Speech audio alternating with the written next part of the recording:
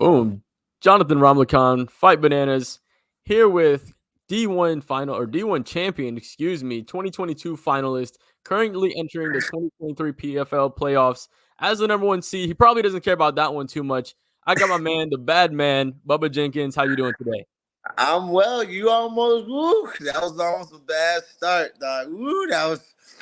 If you was gonna call me an NCAA finalist, dog, we was gonna have to square up. We was gonna have to do it. But no, PFL finalist, you got that one right. But nah, we working on changing some things around here, getting these credentials right. You know, you're gonna have to say some different names soon, but we'll take what we got. But yeah, you got the real name right. You got the bad man things going. So Bad we in Man here. thing's always going on. You already Yeah. know. Yes. Uh, but let's get into it, man. Right off the bat, before we get into the fights, how's the family? How's the kids? How's everybody doing? My babies are children. My babies are sheep. Kids are goats. They are doing very well. My children are in great spirits and great heart. Just extremely smart. My son, we are playing Nerf tag. You shoot the gun and they freeze, and then the other one's got to come by and untag them before they all get shot. And the other two were frozen, and all I had was Dream left, and he hit the couch, did a forward, like one-legged front flip dive onto the couch, and then from there he did a forward roll onto the floor. And I probably tried to shoot him 5 6 times, and every bullet, because of his like roll dive spin forward flip thing, missed. And it was one of those. Me and him both looked at each other like, da-da-da, da-da-da. One of those like, oh snap. If that was That's on top record, if 10. my little Nerf guns were a camera instead of a guns, they would have saw the sickest play of the day from a 9-year-old, man. It was legit. So my babies is good, man. Everybody, daddy's in a good place because my babies are happy. Training is going well, and a main event like I should be. Bad Man Tings in San Antonio. Yeah, man. We talked about you being the people's main event last time. So this time you're the actual main event, like you said, well Yeah. deservingly. The And you talked people have spoken. the people have spoken and we got what we want. The PFL gave us what we want. But man, Yeah. let's talk about how we got here, right? Because Let's your talk opponent, about it. Let's he talk he, about it, he because it pulled ain't off a been no. crazy Hey, we took the hard route, my G. we took, just like you said, you right off the bat, you took the challenge of Chris Wade, redeemed yourself from last year, right? Got that win. And it was looking like to see maybe you were going to get both Brendan and Wade in the playoffs. But your opponent, Pinedo, knocked out Brendan Loughnane, not only taking Loughnane out of the playoffs, but knocking Chris Wade out of the playoffs as well. What was your initial reaction, or what was going through your head when that went on? That's crazy. That's crazy. I took off running. If you look at on like some of the highlights, I'm wearing a yellow Hawks jersey. So like if you see on some of the highlights in the videos or whatever, you'll see like this image go across the screen. It's me in the background running like I'm running like my hair is on fire watching just the night that was watching Pinedo shock the world in the way that he did. He struck gold. He struck lightning. Whatever he should have went to Vegas right the frick after that. And got his little his card. He should definitely be doing putting his money down on the ball right now because there's $1 billion at stake.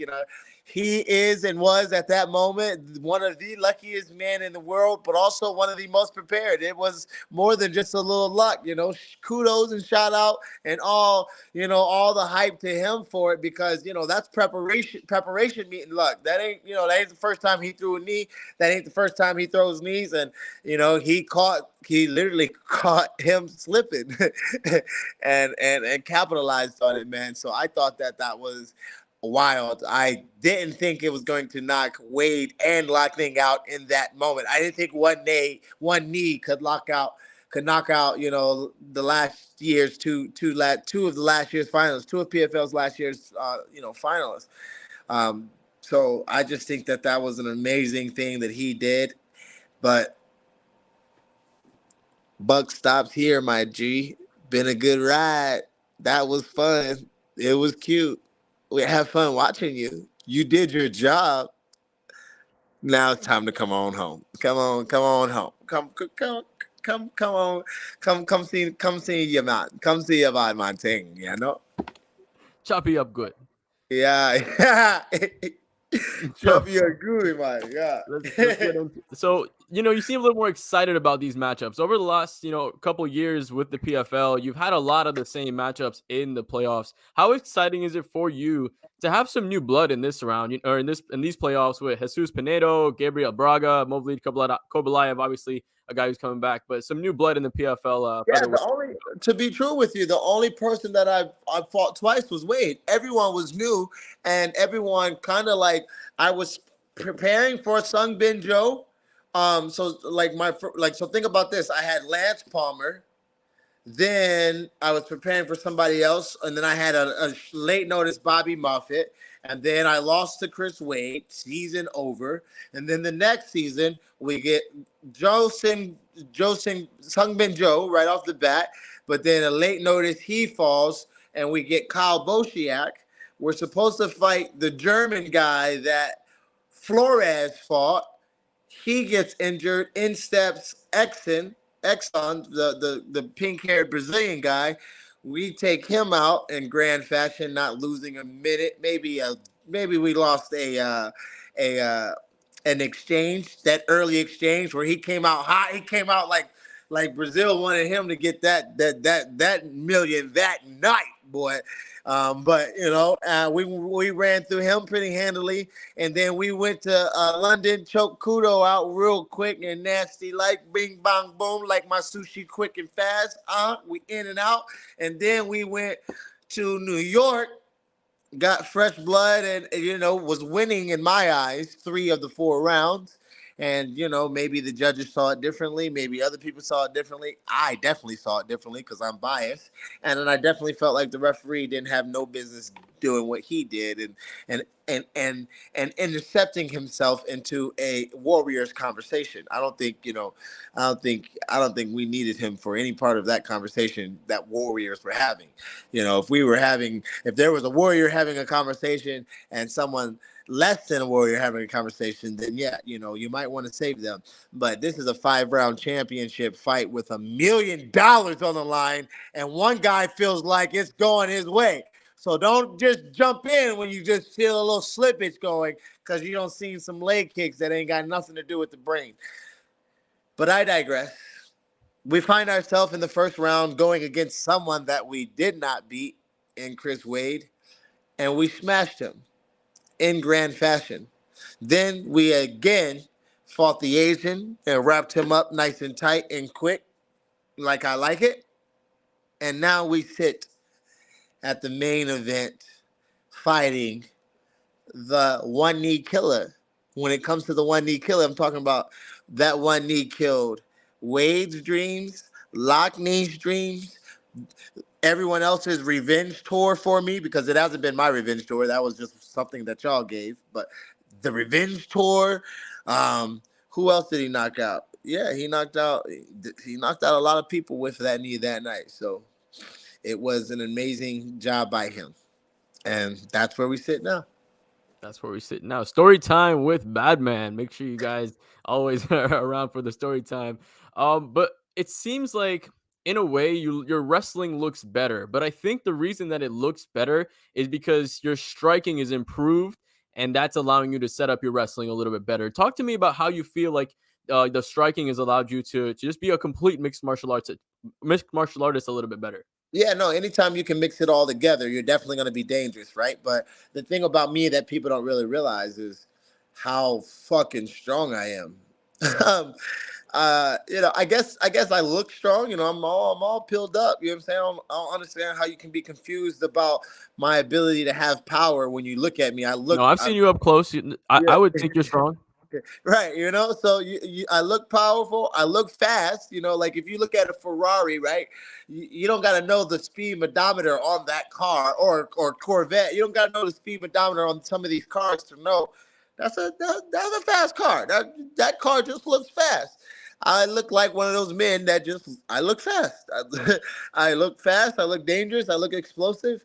So the fact that I'm just going through trying to run through these people with my wrestling ability, because not only is it physically daunting, but it's emotionally taxing because it's so technical. It's scary.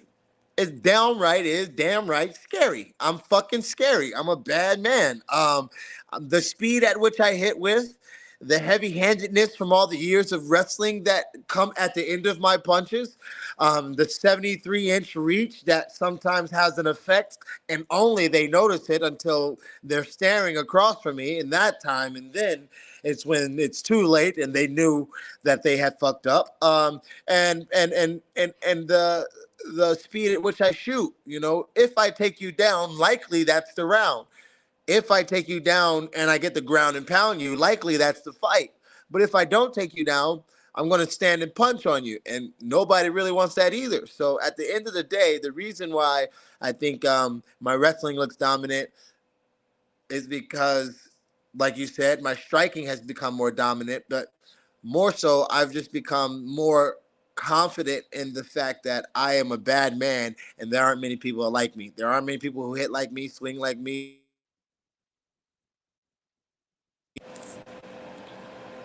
Yeah, we're back. No doubt. I had a phone call. We good though. No, you're good. So, like, let's get to it because I want you to preview this matchup a little bit, right? Because obviously he had a split decision loss with Gabriel Braga, a fighter who's undefeated, also in the playoffs, which could potentially be a finalist option for you. But he's mostly known as a striker. Oh, that's lunch right there. So what do you think? What are some things maybe you've looked at during this camp that you feel like, without giving away the game plan, that you feel like you can work on this fight? Right, no, he's definitely a striker with the ability to wrestle, but he's scrappy, man. The one thing that I've noticed about Jesus Pinedo, he ain't no punk in him, right? It's not like ain't no punking him, but ain't no punk in him. He's there and ready to take anyone's lights out. He don't care nothing about this or that, your attitude, your trash talking. All he kept saying to me was, I don't understand English. I don't understand English. And I told him, you understand body language. You know what the fuck I'm talking about, dog. You see what you know the vibes. You know what the time it You can is. listen to the body language. And he kept saying, I don't speak English. I don't speak English. But I let him know that, we're not going to speak English in the cage either. We're going to be talking with these hands. I'm going to I'm going to let my gun talk. We're going to do some gun walk, gun talk action. And I'm going to mix it up, man. Of course, I tell everybody I'm going to knock people out, but that's so they have the fear of Bubba Jenkins knocking their ass out. So I can, wrestle the death out of you. But it's only because death is imminent at the end. At the end of people getting from underneath me, it's not like, oh, you just wrestled me. People feel like death has reached upon them, and I'm telling you, in the gym, it's way worse. It's way worse. So I'm trying at this point in my career to try to, give you guys what I give, a lot of the audience and the people and the peers in the room, is that tenacious, nasty, bad man that has no care about time or clock or anything. While we're in this tournament, we're focused on, being clean, being smart, not getting hurt, not getting injured, and so there are a little bit different parameters and there are a little bit more safety precautions that happen. You would think that, in training, it would be opposite, but that's just the way it goes and the cookie crumbles. So we strong and we looking good for this year, and I'm excited about what Pinedo brings out of me for a main event fight.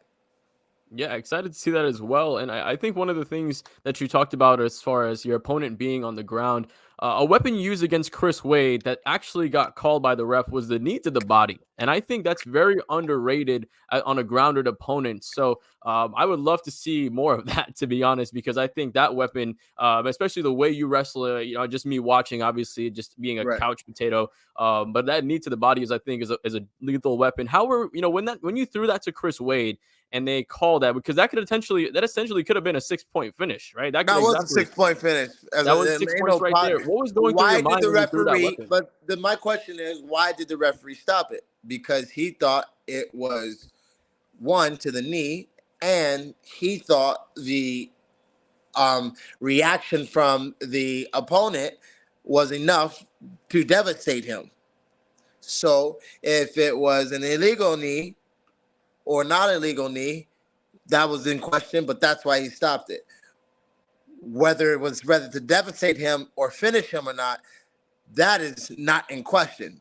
He was devastated and finished in that moment. Whether he wanted to milk it a little bit more than he should have or not, in that moment when that knee met his sternum, it was a devastating blow to him that stopped the fight for more than a film check and bring it back and put us in whatever position the referee thought he saw at the moment, because it definitely wasn't the right position. But nonetheless, it didn't hit his face. It was a legal blow. Once they seen that it was a legal blow on the big screen, the fight should have been over because he saw that it was devastating enough to not only stop it, but give him an absurd amount of time to recover.